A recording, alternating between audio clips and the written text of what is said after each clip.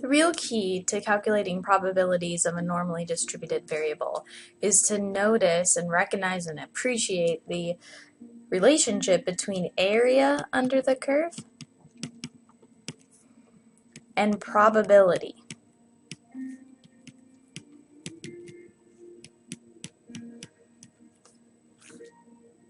The previous two sections we've spent talking about the normal distribution and how to use or calculate z-scores and then look up area related to that z-score.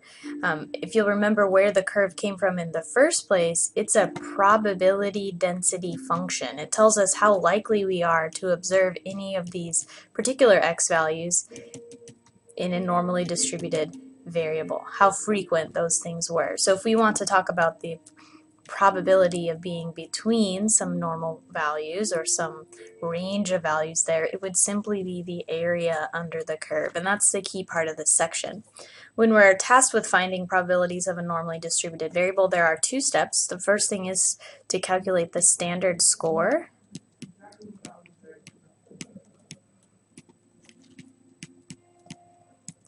This was what we called the z-value, a z-score. Can be found always by subtracting the mean from the x-value and dividing by the standard deviation. You'll remember what that does is take us from any normal curve or specific to that distribution to the standard normal curve with a mean of 0 and a standard deviation of 1. That curve is the one that's represented in the table. So once we have the z-value, we can find the corresponding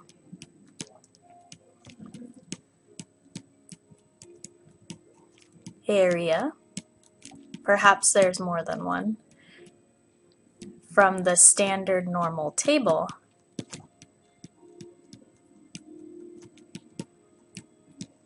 In this textbook, that table is table number 5.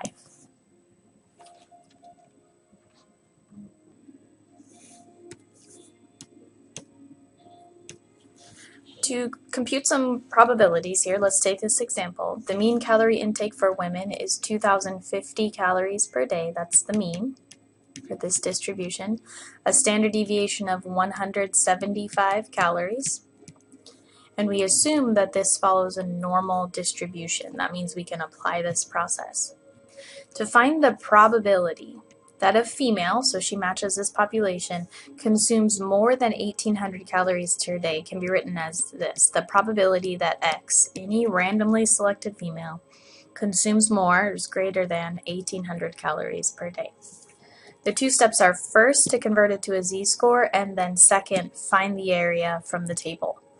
So to make a z-score, we use the conversion that z is x minus the mean divided by the standard deviation.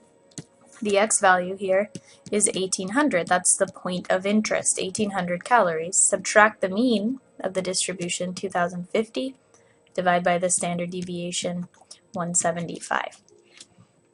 Pay note again, if you didn't catch it, in section 6.2, when we make these conversions, do the subtraction first.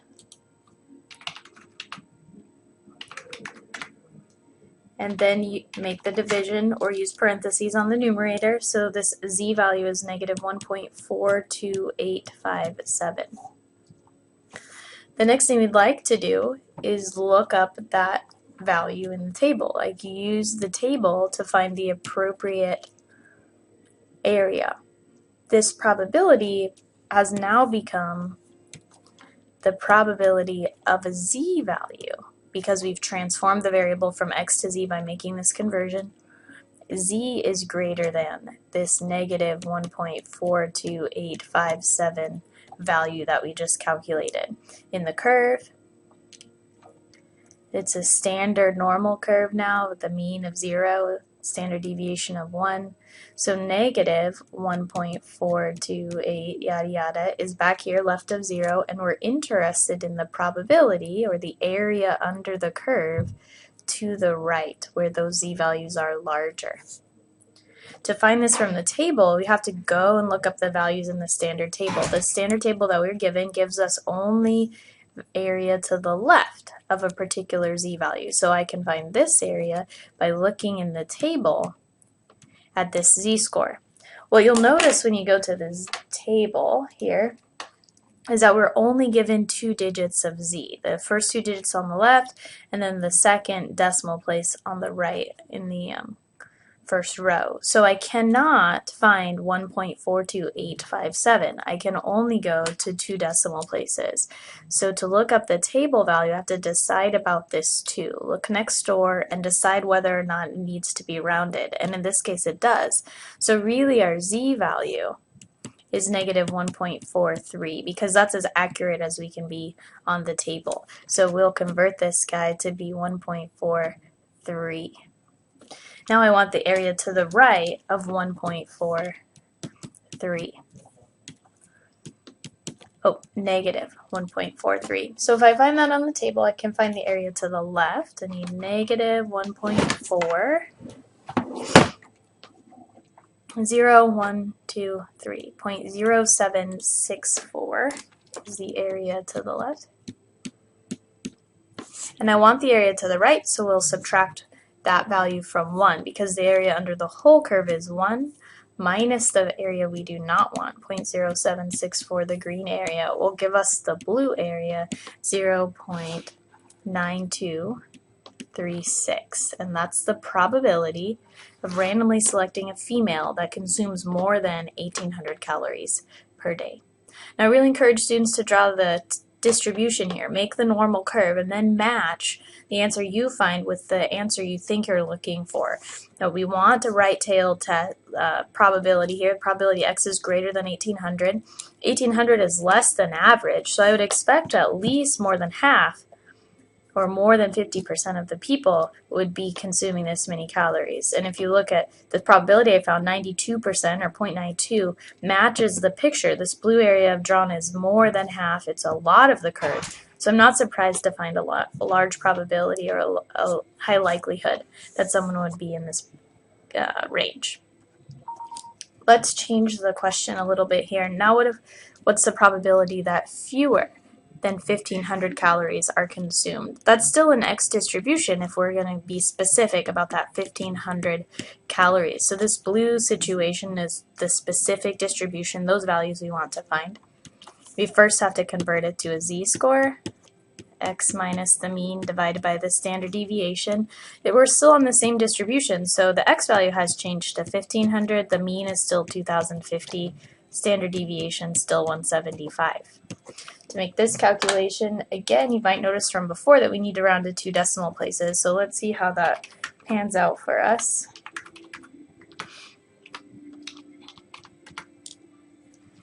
Negative 3.1428.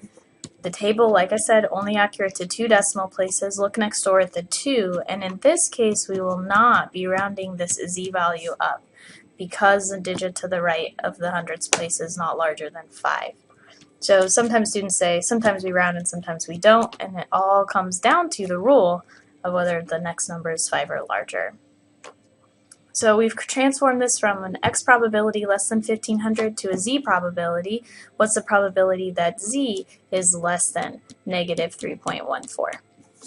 Standard normal distribution looks like this. 0 is the mean, negative 3.14 is way out to the left, and we're looking for the probability or the area that is less than negative 3.14. It looks pretty tiny on my picture. I expect to find a pretty tiny value from the table. Now the table gives me exactly area to the left, so it's very easy to simply read this directly from the table. The table value at negative 3.14 is 0.0008. That's unlikely, like I expected, so I'm not surprised. And everything makes sense. My picture has a small area. I expect the probability to be small, and sure enough, it is. So third way we can ask this question, we've done a greater than, a less than question. Third thing we can say is, what's the probability of being between 2 values? This is the probability that some woman consumes between, that means greater than 2,100 and less than 2,600 calories. So what we have now are 2 x values, if you will, an x1 and an x2 that need to be converted to a z1 and a Z2 value so that we can look up those areas on the curve. Same conversion, the x value, first one 2100 minus the mean 2050 divided by the standard deviation 175 gives us 0.29 rounded to 2 decimal places.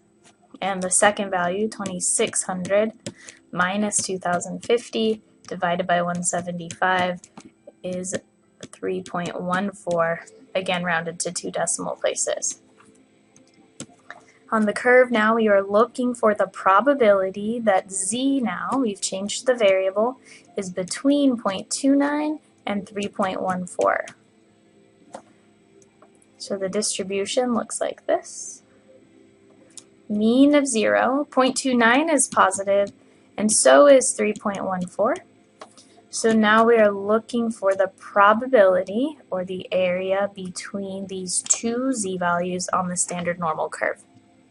In section 6.2, we answered plenty of questions like this. These mean that we're going to read the table value, what area is to the left of 3.14, and then subtract the area to the left of the left value, 0.29. That gives us all this area in the first reading, the left of 3.14, and then we'll subtract this area from the second reading, from the left of 0.29. That leaves us the blue area.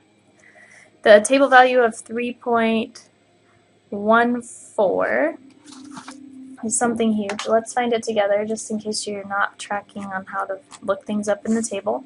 Scroll down on the left until you see 3.1, that's the row, and then we'll go over to the 4. 0, 1, 2, 3, 4 is 0.9992. And just to be sure, you could glance back up at the column heading, and sure enough, that last digit is 4. I counted correctly. So 0.9992, and subtract the area to the left of 0.29. Back in the table here, positive 0.2 over to 9, 0.6141.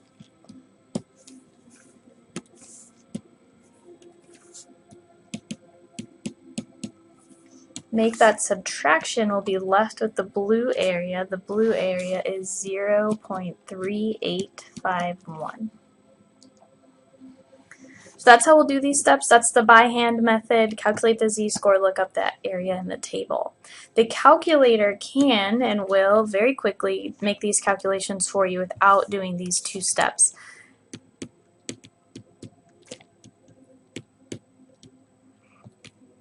It needs some input. It obviously needs to know the assumptions or the basis of the problem, but if you enter everything correctly, it will just spit out the correct probability. This is in the distribution menu because this is a normal distribution. We're looking for probabilities of a normal distribution. If you used your calculator to find probabilities of a binomial distribution, it's in the same area. The second button lets you access the blue options, and then the variables button takes you to the distribution menu.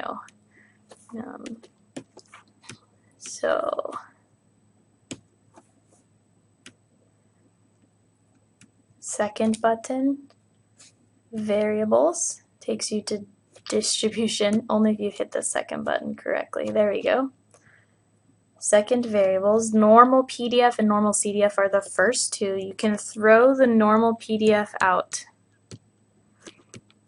We never ever use this guy.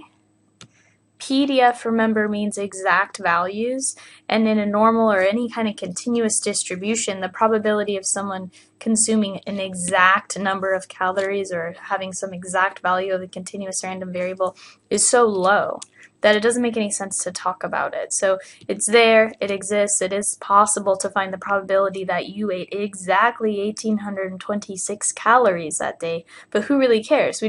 We're more interested in the probability that you ate between 1,800 and 1,900 calories. So here, you can basically skip this thing all the time. We never use it.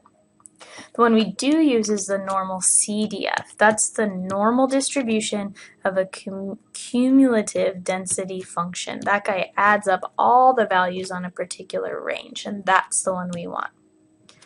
Then the inputs are, and this is the same whether it prompts you with the menu or it just enters into the screen, the lower bound, that's where you start being interested in the probabilities. Then the upper bound, where you stop being interested, the distribution's mean, and the distribution's standard deviation. Now these values will be 0 and 1 respectively for standard normal, or they'll be the mean and the standard deviation of the specific distribution you have. So let's go back up here and use the calculator functions just to verify the answers that we had earlier.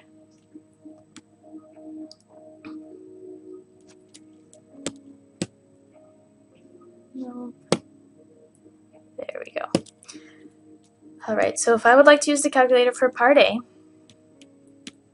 I want the probability x is greater than 1800. It might help you again to draw a curve. It'll look very similar to the standard normal distribution we made, except the mean now is the 2050. It's an x curve, and we want to be greater than 1800.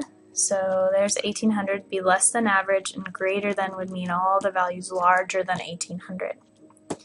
The normal CDF, normal cumulative density function, I'm starting to look at probabilities at 1800. That's my lower bound. The upper bound would be great if I could enter infinity, but there's no way to tell a calculator about that abstract idea. So we use any number that's sufficiently large. For this example, 10,000 would work. You can always use 10,000 or a million, or if you see what the calculator is preloaded with, it's that 1e to the 99. Those are basically infinity as far as the calculator is concerned. So probably 5,000 would do the trick, but just to like be excellent or absolutely sure, you can enter 10,000. The mean is 2050. The standard deviation is 175. For this distribution, paste it into the function, not into the y equals, which is where I was, just into the basic screen, and press enter, and the output will spit back the probability 0.9234 to 4 decimal places. You'll see that it's very similar to the one we got from the table. There's very little rounding error. We just made this one jump. We were pretty close to the 3 anyway in that digit, so it didn't put us off by too much. Either answer would be accepted on an exam or in the homework software. Let's try an alternate example. What if we are interested in the probability that x is less than 1500? Still, it's a normal probability density situation. We want the cumulative density. The lowest value, the value where we will start being interested in these areas, if we want to be less than 1500, 2050 is the mean. We want the area to the left of 1500. Those values will keep going. So if I could, I would enter negative infinity, but I cannot. So anything sufficiently small will work, like 0 or negative 10,000, negative 5,000, negative a million. Put in whatever you like. So second distribution, normal CDF. 0 is easy and fast. The upper bound, the cutoff here is 1500 calories. That's where I want to stop. A mean of 2050 still, and a standard deviation of 175. Those are still entered from my previous calculation, so I'm going to let them go. Press paste, and I find a probability of 1 because I went to 10,000. I forgot to change that value. So we'll fix it up here. You can scroll back over the 10,000. You can clear it out and re-enter. The upper bound of 1500. Now we get 8.3 e to the minus 4. So what does that mean, this minus 4? That always makes students nervous. It means that we must move the decimal place to the left 4 times. So if I write down 8.3, the answer I think I have, and then take that decimal place and move it to the left. Once, twice, 3 times, 4 times to the left. That's the decimal place's actual home. Fill those empty spots we made with zeros. Now I have a probability of 0.0008 from the calculator to 4 decimal places. And you'll see that that's exactly the same area that we found, or probability that we found from the table. That's because these values are so extreme that to the left, to the right a little bit, any kind of tiny rounding error that we do have is negligible because the curve varies so little out there. It's just getting flatter and flatter. The next example we'll see some more rounding error, because if you'll notice what we did here was round twice. We rounded this guy's, they got truncated in some way, rounded or not. And then over here to the table values were only to 4 digits, so those things also are rounded. And the calculator doesn't have that restriction. It can just carry all the decimal places it wants until the very end, so we'll have a more accurate answer from the calculator. If we're asked to find values between, then the normal CDF has values, easy ones for the min and the max. The minimum is the smallest number and the max is the larger one. So we're going to measure between 2100 and 2600, a mean of 2050, and standard deviation of 175. So second distribution, normal CDF, lower value of 2100, upper value of 2600, mean of 2050, standard deviation 175. We see a probability of 0.3867 to 4 decimal places. If you compare that to what we found from the table, you'll see that they are different slightly because of a rounding error. Rounding here, and then rounding eventually in these table values because those guys are also rounded to 4 decimal places. Like I said before, exam, either answer would be accepted, same in your software. So if you have any questions on this, feel free to give me an email, come by my office. It's pretty basic. The next section, or the next part of this section, I'll do in a separate video. It's kind of a separate idea, so I'd like to separate it for you.